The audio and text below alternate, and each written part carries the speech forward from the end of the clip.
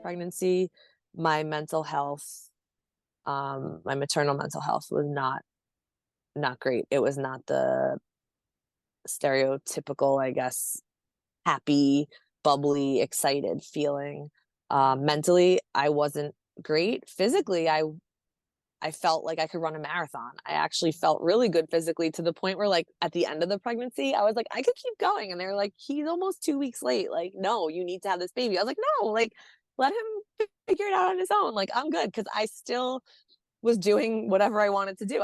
I mean, I wasn't going on airplanes or anything, but I was still taking little trips and road trips with my friends and just having a good time, enjoying life. And I felt like as soon as I had the baby, I really felt that abrupt halt in all Mm. that. And with it came flooding all these thoughts of like, I'll just say it, my life is over. I can't just up and go whenever I please now. And that was like the one of the initial negative like dialogues in my mind. And it just was really scary because I didn't feel like I could tell anybody because I'm like, everyone's so excited for me. I'm not going to like rain on anyone's parade with this. And so I kept that in. And then more thoughts started coming. And those were the really bad ones. And it was terrifying. I knew it was wrong though. Like I still had a part of me that knew this is not right. Like I should not be thinking this. There was no limit to the things that my thoughts would go to. Like they're Right. really um so I would say my maternal mental health with my firstborn was my experience with that was not great. Felt like certain days were super slow and on those days I'd feel rage because I just wanted to like do things. Mm. And then other days went too fast and I'd feel really depressed. It was like just so many highs and lows of there was no happy medium. I couldn't find that happy medium of just enjoying the moment and being present with my baby because I couldn't stop with these intrusive thoughts. I'm in a much better place now. My second son's almost one. My first one's 2.5. And because I've been in a better place with my maternal mental health, I feel like I'm soaking up all the things that I missed out on the first time around. Right. So I do feel grateful now to be able to have that experience, the explosive love um, that a lot of people would talk about. Yeah. Yeah. So, in what ways did being in a military family affect your experience? Yeah, when my husband was away for training with our firstborn, it just felt like time was moving so slow. And I just remember the nighttime was the worst. Nighttime felt like a huge uphill climb. It was just really, really hard. And with Val being away, even though it was just a week at that time, it still felt like too much time. And then with my second, he was actually away for a month, his second month. So I had him home for a month with the two boys, and then the second month he was gone. You mentioned that he was only gone a week for your first pregnancy, but that's a huge, like, that's still a lot of time and it's a really vulnerable time, you know? Yeah, and the baby was a month old. Right. So, Yeah, maybe even 3 weeks old. I don't know.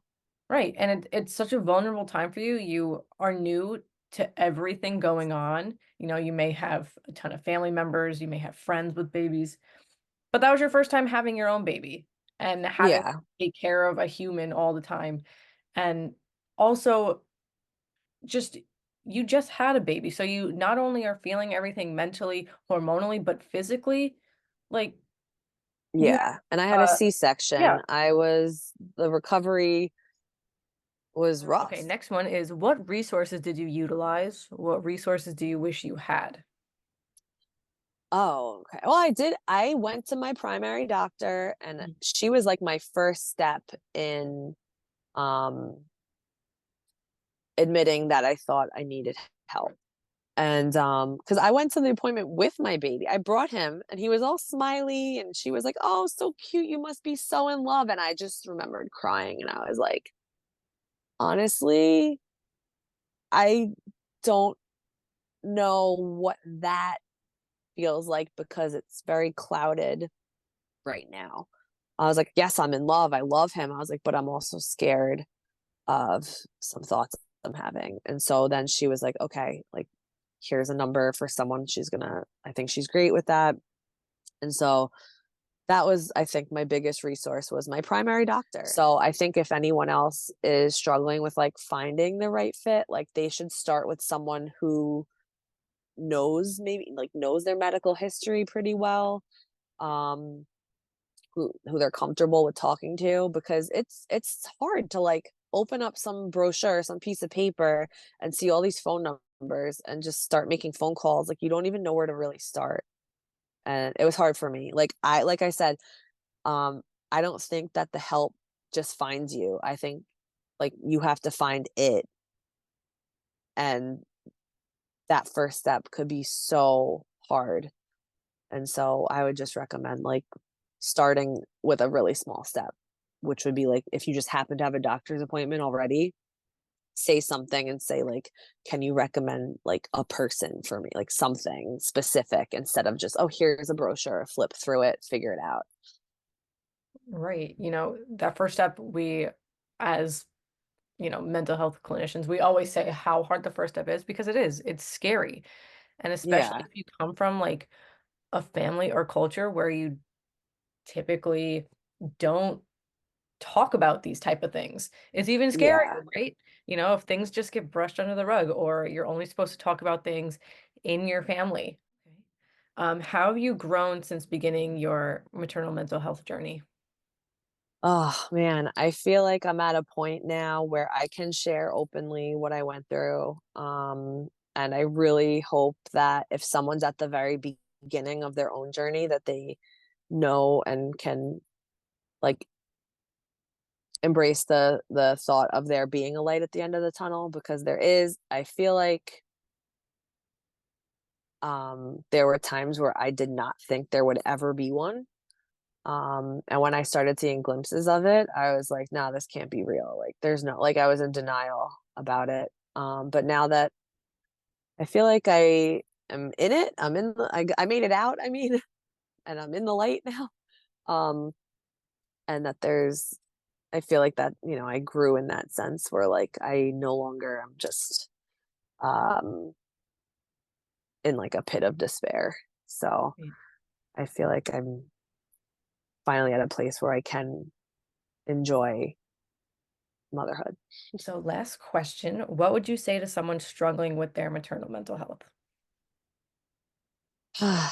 um, I would definitely say if you can acknowledge that you're struggling, because that is, I think, one of the biggest steps, is to even just acknowledge that you're struggling. Sometimes you're so deep in it that you just think this is life. This is just how it is. So what's the point of saying anything? Um, take that struggle and just kind of like find a way to tell someone that you trust. Just start with the first step of just getting it out there that you are struggling. There's no shame in it. And um, just try to take some kind of step, whether it's just at your first doctor's appointment. And don't just let someone put a bunch of phone numbers in your hand and say, here, go find out who takes your insurance. Like, ask for specific resources, ask if they know anyone personally who they could recommend, whether it's therapy or maybe someone else they know who went through it, um, and just really start your healing journey, because it's possible. And even just with the time passing, it can get better. But I do feel like I got to a better place probably faster because of the help I got than I would have if I just let it like fester and try to figure it out on my own. Like you definitely should seek help from someone.